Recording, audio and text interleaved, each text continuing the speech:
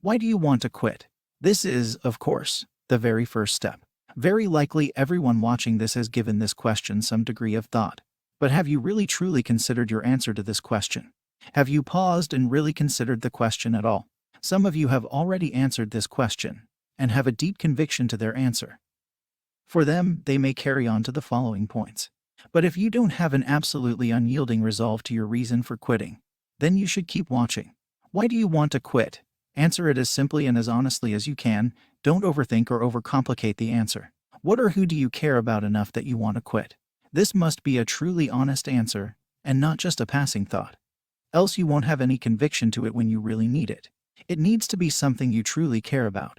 Something you care about more than the desire or pleasure from watching porn or orgasm. Something that means more to you and isn't just a short-term pleasure, but rather something that permeates your thoughts. Doing it for benefits, or for attention as a challenge, or any other trivial reason, won't stand when put to the test. So really put a lot of thought into it, and find a real reason. How porn and masturbation are detrimental.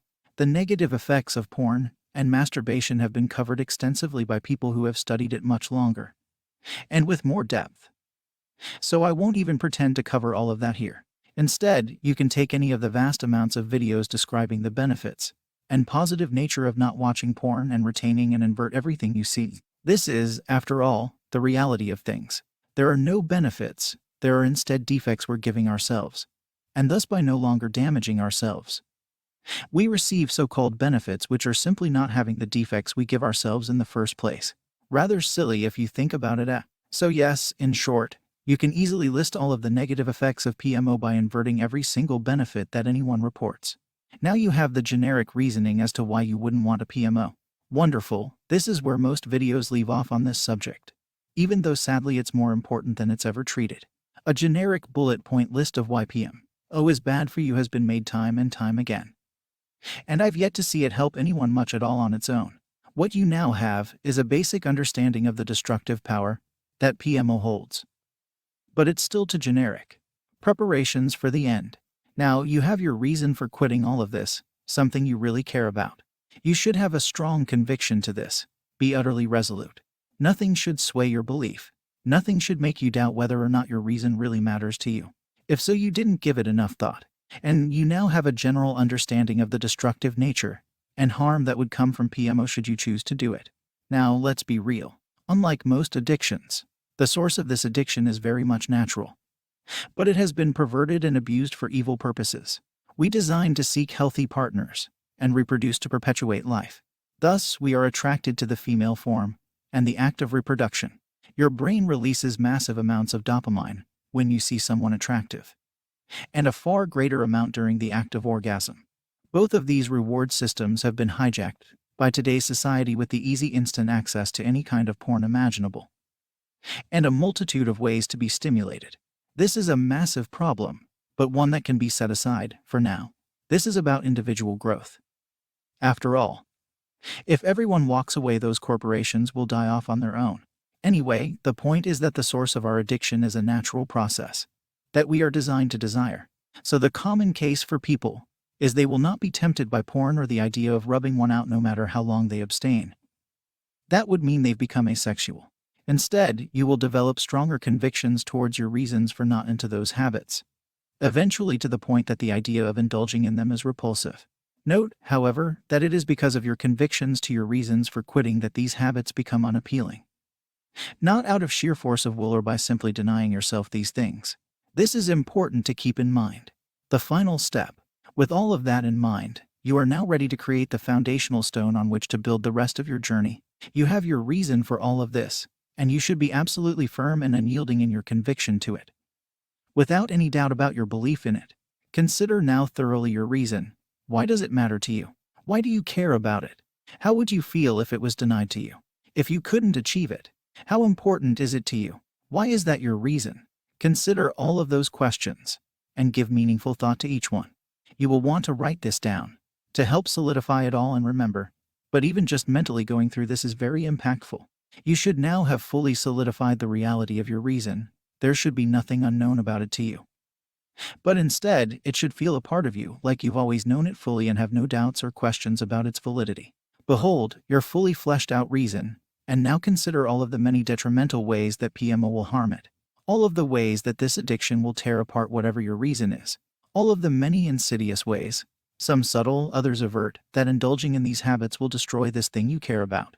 Imagine and feel it as vividly as you can, as this is truly what happens. This can be anything from a reason such as trying to learn a new hobby that you're passionate about. And indulging in PMO will give you great fatigue, severe brain fog, less muscle control, making you unable to focus and learn effectively, and unable to perform properly what you do know. This can be applied to any reason at all, but I leave that up to you to determine how it best fits your own personal reason and how it will be affected. Whatever your reason is, whatever you care more about, will be taken away from you more and more the further you indulge in these temptations. Foundation stone. Congratulations, you've established your foundation stone for the rest of your journey. You have established clearly why you're on this journey, and you've examined just how horribly PMO will maim and work against your reason for embarking on this journey. You're free now. Or perhaps that is a bit misleading, isn't it? After all, you'll still be tempted to indulge in your addictions, right? You'll still question why you ever chose to stop when you feel a strong desire, yes.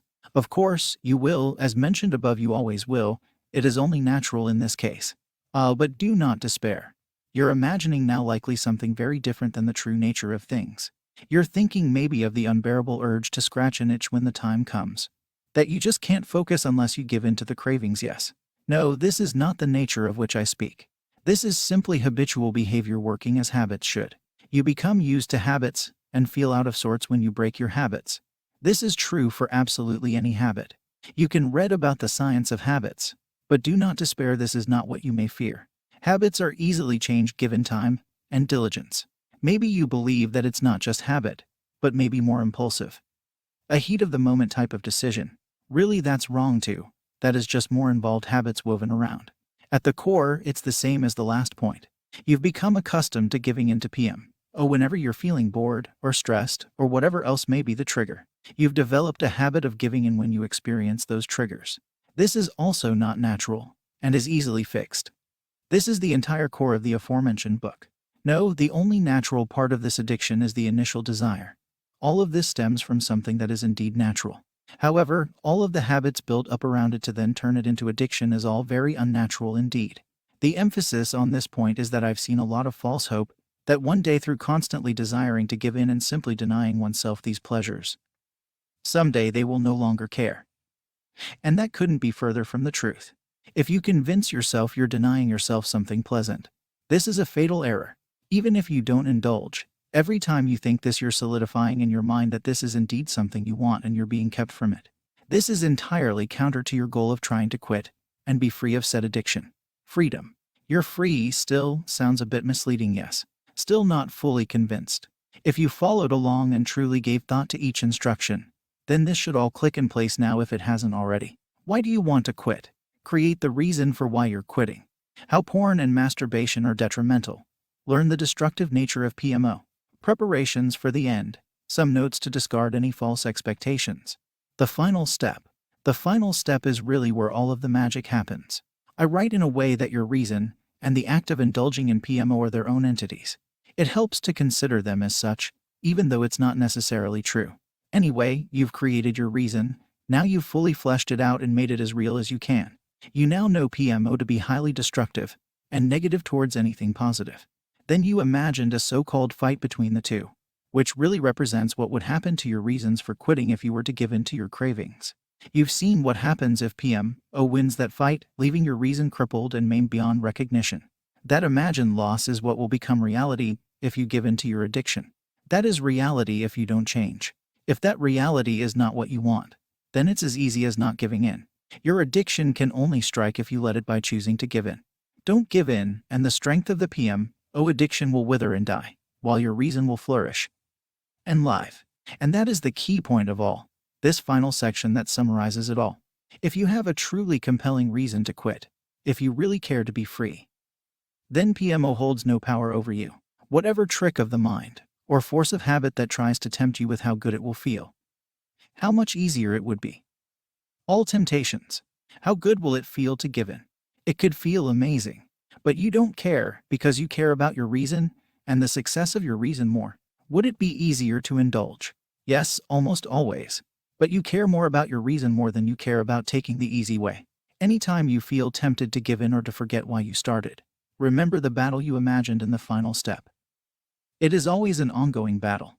With every action and thought you feed one side or the other.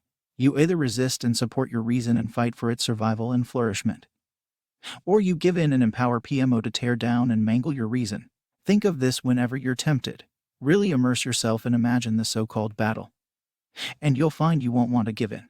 You may want to feel the pleasure and dopamine rush of PMO, but you don't want to lose that fight. You want your reason to win. And with that, that will be your deciding factor.